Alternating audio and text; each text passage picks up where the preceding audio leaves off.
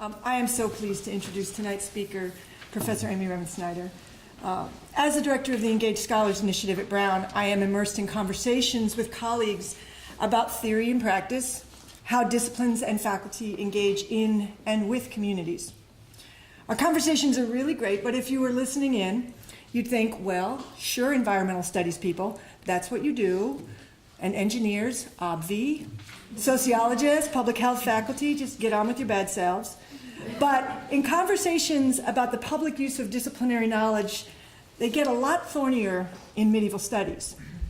Professor Remensnyder stands out because of her belief that knowledge, all knowledge, should have relevance.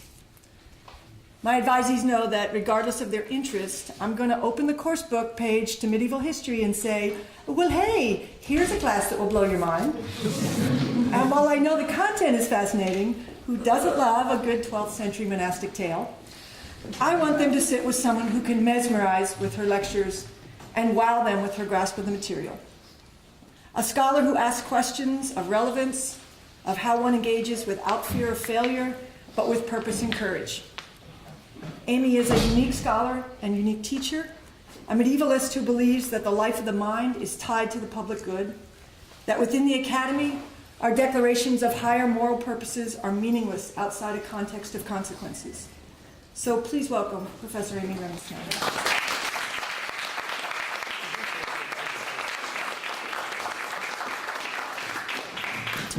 Thank you, Carrie. Can everybody hear me? I've had a long day of teaching, so I'm hoping my voice is going to hold out for this. Look, when I close you, I open life, wrote Pablo Neruda, the Chilean Nobel Prize winning poet. Now, if we update Neruda by replacing the word book with the word computer, probably some of you have been thinking this same thing. You've probably been thinking this with relief and some joy as you conclude your senior thesis or your capstone project or whatever piece of intellectual work has brought you here tonight. You're thinking, hooray, I'm closing the books, I'm stepping out into life, that is, I'm stepping out into spring and into the celebrations that lie ahead at graduation. But Neruda, as a writer who actively supported the Republican side during the Spanish Civil War, a man who was a senator in his own country, a man whose protests against the violent repression of miners' strikes in his country made him the target of government repression so that he himself had to go into hiding. This man who in so many ways actively worked to make the world around him a better place. He knew something that you know as well, because it is what has brought you together at this conference. And that is that life and books aren't really separate at all. That in books we find life, and that life is shaped by books. Much of Neruda's poetry actually communicates his passionate engagement with issues of injustice in his own world. In your own projects, you too have proven that life and intellectual work are hardly separate. And that is what you'll be discussing with each other later tonight and over the next 2 days as you present your projects and discuss their social relevance. I want to congratulate you heartily on this work and to say how very honored I am to be speaking to you tonight. Because you have done something important, you have done something difficult, and you have done it boldly, and you have done it much earlier in your lives than I myself did. And that is, you have questioned an ideal which I think has held sway in universities for far too long. And that is the ideal that we should be dispassionate, disengaged, and objective observers who are pursuing knowledge for knowledge's sake. It is the notion that if we bring our own subjectivity, our own situatedness in the world that we care about, our own engagement as human beings with pressing issues of contemporary concern, in short, if we bring ourselves into our intellectual work, that we somehow damage the integrity of that very work. This ideal that you have questioned is what has been called by one historian the noble dream of objectivity. And I want to briefly examine or take apart these two terms, that is noble and dream. So first, dream. Disengaged objectivity is a dream because it is, of course, absolutely impossible. There is no such thing as a detached, impartial, and objective observer, unless you are a robot. And I bet people who work on robotics would tell us that they have subjectivity too. To the process of knowledge production, we inevitably bring our own preoccupations as individuals and as members of larger communities. We inevitably bring our own situations. So our subjectivity shapes how we see what we study, because we cannot escape ourselves, no matter how hard we try. Therefore, objectivity is actually impossible. And the very process of the production of intellectual knowledge creates a relationship between the observer and the observed that creates ethical engagement on our part. Because ethics, among many other things, of course, is about the relationship between self and other. Now, even though disengaged objective knowledge production has been called a dream rather than a reality, it is nonetheless still very much held out as a dream to which we should aspire. And this is why it's called a noble dream. And this noble dream of disengaged objectivity is inculcated in us from a very young age. I would like everybody to raise their hand who was told, either in grade school or in high school, or perhaps even here at Brown University, never to use the word I in formal academic writing. Please raise your hand. Okay? Pretty much everybody in this room. Well, maybe some of you are thinking, but in my senior project, I didn't use the word I, right? I was objective, and I was not subjective. Yet by virtue of the fact that you are here in this room and presenting at this conference, you have, I think, courageously recognized the distinct limits of the notion that objective disengagement is the ideal basis for valid intellectual work. And that is not just because you have brought yourselves and your passion to your work, but it is also because of the nature of the intellectual work that you have chosen to do. As a group, you've demonstrated the intimate relationship between life and the production of intellectual knowledge in a huge range of subjects. You've worked on everything from turduckening black holes to Odysseus's Pharmacon, narrative and the inseparability of truth and myth, everything from interfaith exchange to hepatitis C infection among the young and incarcerated, everything from struggling to grow, obstacles to Romanian agriculture, to get thee to an assembly, mandatory participation, and liberal democracy. As disparate as the subjects upon which you have worked are, I think they are linked by a common premise. And that is the idea that intellectual knowledge can be the basis for positive change in the world, however you define positive, and whether that change is changes in attitudes and understandings or changes in practices and policies. I compliment you on this, and I think that it vaults you into the exalted ranks of what the distinguished medieval historian John Boswell once called weapons makers. Boswell was a professor of history at one of our competitors down the road in an insignificant Connecticut town, that is Yale University. And he died tragically of HIV/AIDS, at age 47 in 1994. And Boswell's studies of homosexuality in medieval Europe remain books prized today by gays and lesbians in the United States and elsewhere in the world. They remain books to which gays and lesbians return again and again in the struggle against homophobia and for full civil rights. Boswell said, I often think of myself as a weapons maker. That is, I'm trying to produce the knowledge that people can then use in social struggles. Here, Boswell recognizes the power of intellectual knowledge, and it is indeed very, very great.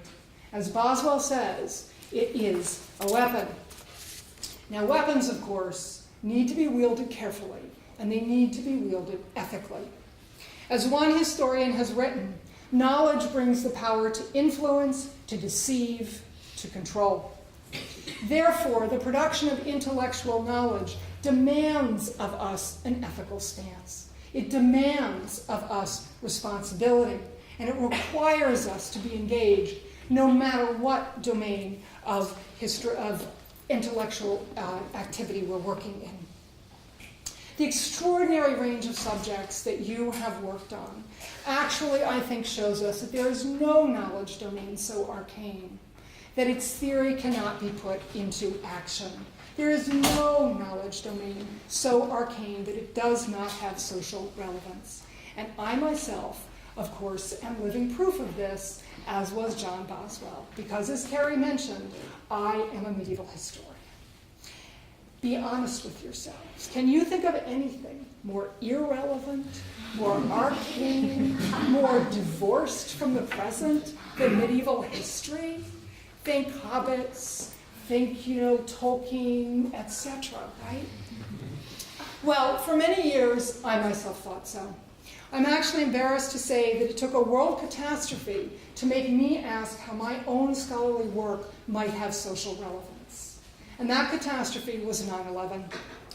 In the wake of 9/11, I did some peace work, particularly around the US-led invasions of Iraq and Afghanistan. I did some of that work here in Rhode Island. I also went to DC and lobbied the Rhode Island congressional delegation there. But none of this seemed particularly related to my work as a medieval historian, until, that is, the news began to filter out about the United States using torture against suspected terrorists.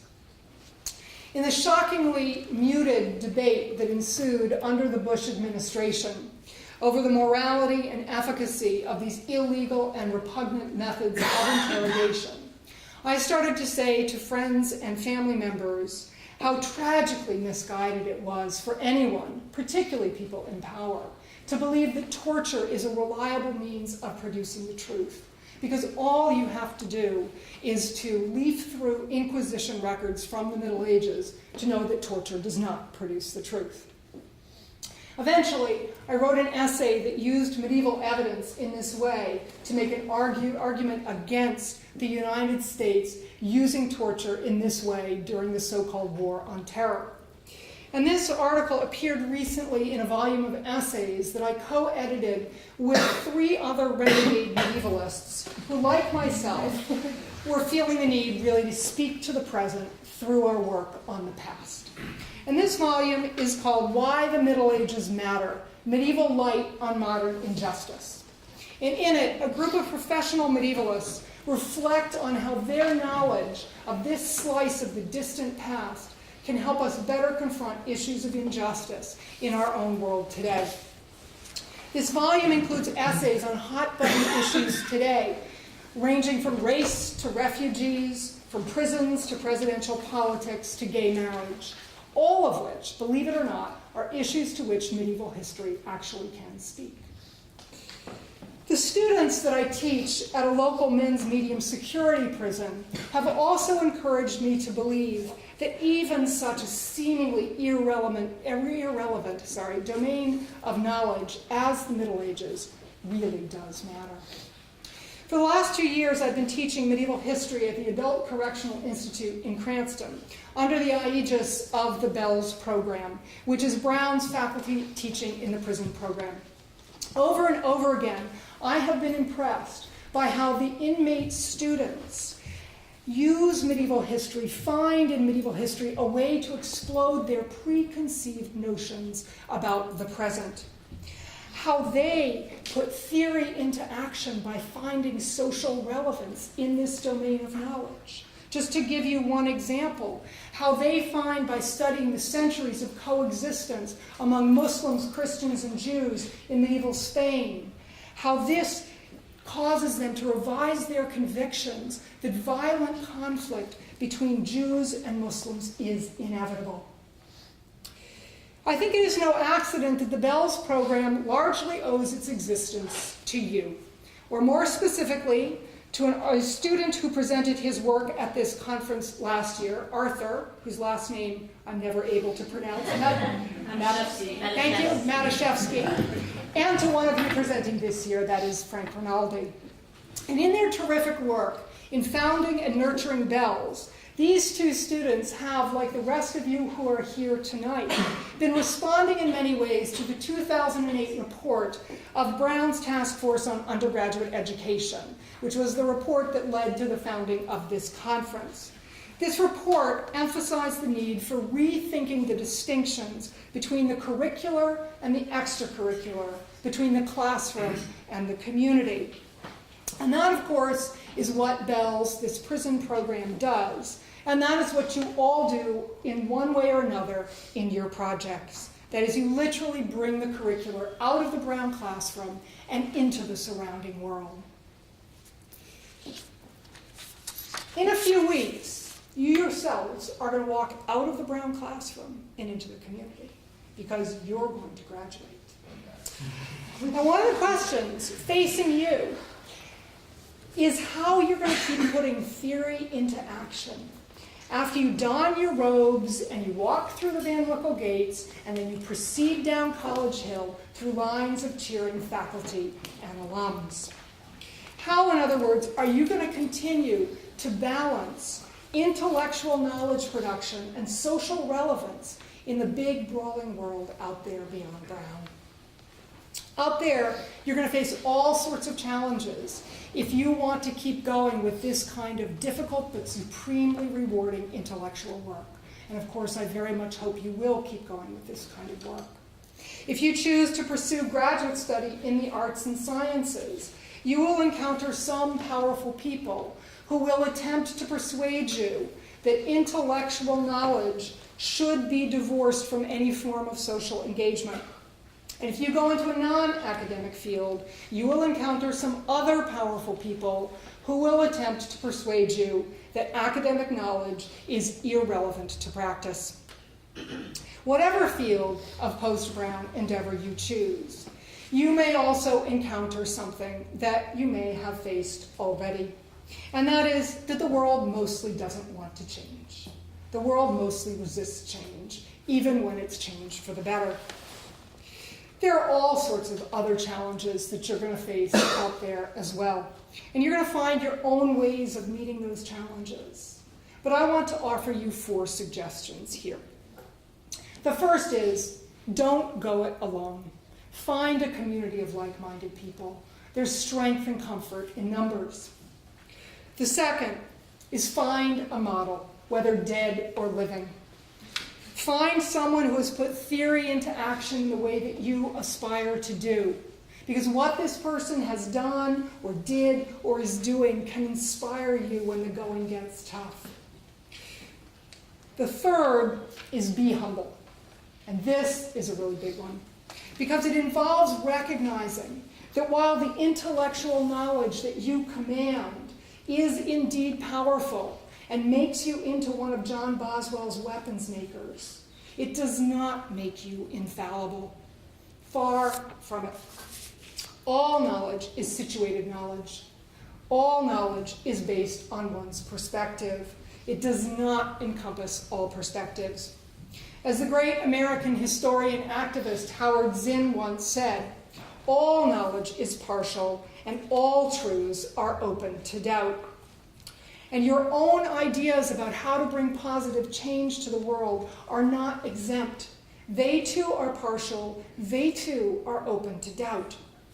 So cultivate humility and an attendant willingness to listen to other people, especially those communities of people that you might be trying to help, whether it's to get them better health care or help them produce a better widget, right? Because although their perspectives may be extremely different from yours, their perspectives are the basis for knowledge, which is just as valid as yours. Fourth, if you should ever find yourself discouraged in your work to bring positive change to the world through intellectual knowledge, I want to offer you 2 thoughts that I myself have found very inspirational and motivational. The first is to learn a lesson from the Middle Ages. And this is not a lesson about prisons or torture or race or refugees or any of the kinds of things that I and my co-contributors address in Why the Middle Ages Matters. This is instead a lesson which is much more generalizable. And that is to remember that like all living creatures who have ever existed, one day you too will die. Now, modern Western culture does everything possible to deny the fact of death. But in the Middle Ages, writers instead reminded their audiences to be mindful of death. Memento mori, they said. Remember that you must die. Now, this must seem like a pretty morbid thought to some of you, right, for such a celebratory occasion. But as medieval writers knew, remembering death spurs us to stop wasting time. It spurs us to live life more fully and more meaningfully. The modern poet Mary Oliver beautifully expresses the motivational power of remembering death in her poem, When Death Comes. She writes, "When it's over, I want to say, all my life I was a bride married to amazement. I was the bridegroom taking the world into my arms. When it's over, I don't want to wonder if I have made of my life something particular and real. I don't want to end up simply having visited this world." So remembering death, I think, motivates us to do the work that really matters. The second inspirational thought is to remember how much we owe to everything and everyone around us. That we are not isolated, independent individuals, but that we instead exist in a web of interdependence. To know this, all we have to do is to engage in a thought exercise that I would like you all to follow along with me in. And that is, I want us all to think about what had to happen so that we are here together tonight. Now, you're probably thinking, well, it's obvious why we're here together tonight. Professor Remensnyder, you were invited to give this talk, and we're here because we did a project that has some kind of social relevance, right? Well, that's a tiny part of the story. An argument could be made that your presence in this room tonight is actually only possible because of the activities of hundreds of thousands, if not millions, of other people and living beings across this globe. Think of the fact that for you to be here now, you had to be born. And for you to be born, your mother and your father had to be born. And for them to be born, their parents had to be born, and their parents had to be born, and their parents had to be born, and so on and so forth, all the way back to what medieval people called the proto-parents, that is Adam and Eve, but that we think of as the hominid ancestors of Homo sapiens. And think of the fact that for you to be here tonight, you have to be alive. Well, for you to be alive tonight, you had to have consumed literally tons of food since the time that you were born and the time that you're sitting in this room. You've just added to some of that time, right, with the food you ate there. So think of all that food. Think of the farmers who grew that food. And think of all the people involved in transporting that food by road or by rail or by air to the markets where you or your parents went and bought that food. Then think of all the people who built the trucks or the trains or the planes who got that food to the markets, and the people who built the markets and the people who sold you the food at the markets, right? You're seeing where we're going with this, right? Now, we also have to think about the fact that for us to be here tonight, Brown University, of course, has to exist. So think of all the faculty who have taught the classes that you've taken. Think of all the staff and the maintenance people who run the offices and make sure that Brown doesn't fall down around our ears. And think of all the deans and the administrators who make sure that everything is running smoothly and are there for you when you're in trouble. But of course, for us, the faculty, staff, administrators to be here and do our job that makes it possible for you to be here tonight, we depend on millions of people, right? We depend on the people who maintain the roads that we drive our cars on to get here. We depend on the people who built those cars, the people who maintain those roads, the people who grew the cotton or sheared the sheep or found the oil that became the fabric for the clothes that we're wearing, the people in China who built the computers we're all using, the people who produce the food we eat, and so on. And your senior project itself depends on the intellectual work of countless other people. Think of all those scholars who wrote the articles or the books or the studies that you consulted, and all the scholars upon whose work they in turn relied. And then think about the fact that you couldn't have done your work without your advisor, and that your advisor's thinking was shaped by his or her experiences in graduate school and his or her mentor, and so on and so forth. In short, You exist as one node in a vast and marvelous web of people and other living beings, a web of interdependence that means that we are not separate. And just as you being here tonight depends on this vast web, so this vast web depends on you. Recognizing this interdependence, in fact, I think very much encourages us to cross and indeed to question the boundaries between the curricular and the extracurricular, between the classroom and the community, to use the language of that Brown Task Force report, or, if we return to Pablo Neruda's language, to question the boundary between books and life. Because it reminds us of the impossibility of disengaged knowledge production, because no one can step outside of this web of interdependence. So, because everything depends on everything else, everything matters, including your senior project. So appealing as Neruda's poetic image of closing books to find life is, I think we have to put it aside in favor of another equally poetic image, but one that more aptly captures the intimate relationship between intellectual knowledge on the one hand and life on the other, that relationship that you've explored in your own work. And it is with this image, which is one of opening books to find life, that I want to end. And it is an image that comes, you will not be surprised to know, from the Middle Ages. More precisely, this image comes from medieval Europeans who, like us, were thinking and writing in a university context. By the late 12th century, medieval scholars began producing what is known as mirror literature. That is, they began to write books with titles like Mirror of Nature, Mirror of History, Mirror of Medicine, Mirror of the Soul, Mirror of Astronomy, Mirror of Law, even Mirror of Life and Death, and Mirror of the World. And each book had as its subject the domain of which it was a mirror. This medieval metaphor of the book as mirror expresses a concept of intellectual knowledge, not as something which is divorced from and separate from the world, but instead intellectual knowledge as something that allows us to perceive the truth about the world and then to act on that truth. Because when we gaze into mirrors, unless they are funhouse mirrors, mirrors do not lie. In mirrors, we see ourselves in all our beauty and all our imperfections. And from what we see in mirrors, we can decide what needs to be done. We can then put theory into action. Tonight and over the next few days, you will be looking into the mirrors of the world that you have crafted in your projects. And you will be discussing with each other what you see there.